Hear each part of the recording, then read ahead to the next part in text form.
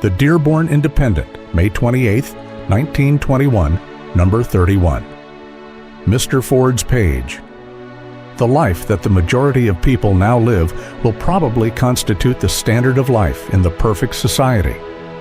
What most folks have found good and worthy, no future system is likely to upset.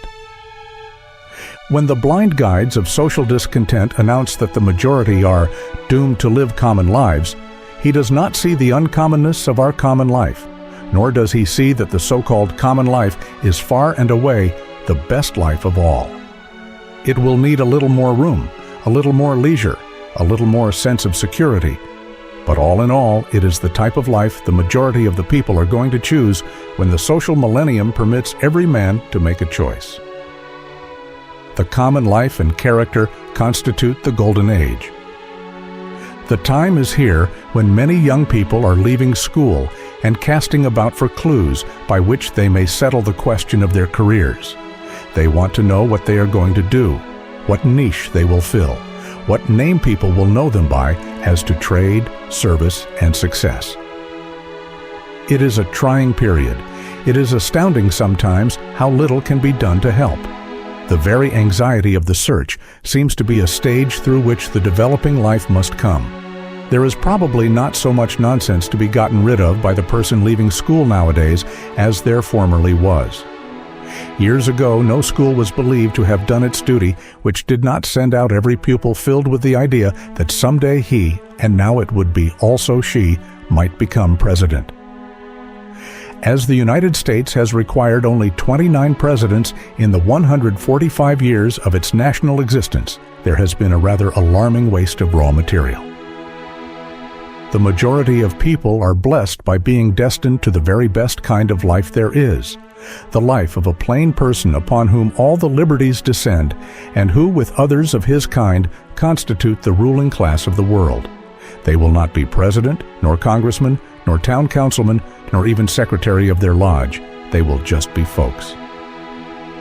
It is very easy to state this another way. It may be said that they are doomed to mediocrity. It may be said that they are destined to live the colorless life of the common man. It may be said they are sentenced to a pedestrian life.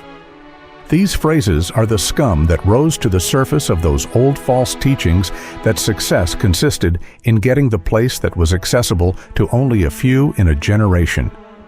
Failing that, then life was doomed to be common, utter rant and nonsense. The very word proletariat is an insult, and if the majority of the people knew what it meant, they would repudiate it and cast off the propagandists that foisted the name upon them. Proletariat means that class that is good for nothing but to raise children for the state, the lowest, most vulgar and useless type of human beings. Yet whole bodies of well-read and highly useful American citizens are introduced to parade around calling themselves the proletariat and reading about themselves as proletarians. The man who calls himself a proletarian and knows what the word means ought to be ashamed to look his wife and family in the face. There are no such people as common people, in the sense that makes all the others uncommon. We are all common, or we are all uncommon, however you choose to look at it. The king is common once you get to know him. The presidential office is not a common office, but the president is common.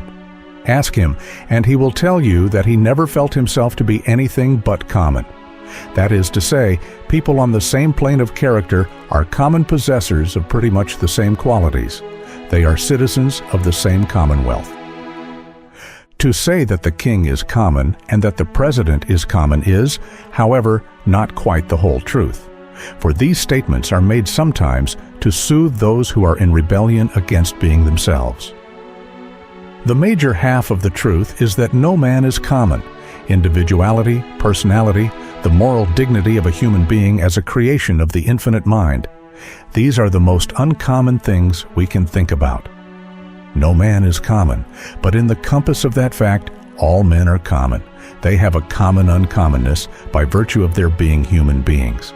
Their commonness is the universe. Now, the book that the majority reads is said to be the best book. The food that the majority eats is held to be the most natural and nourishing food. The mode of life which the majority pursues is held to be the most satisfactory mode. The life that the majority leads may be called the standard, the normal of life.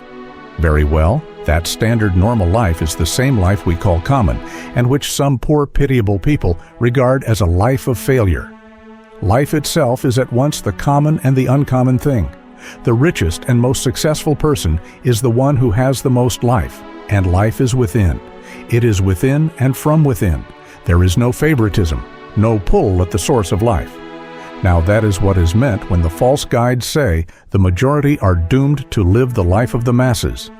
And that also is what is meant when others say the majority are going to live the standard, normal human life.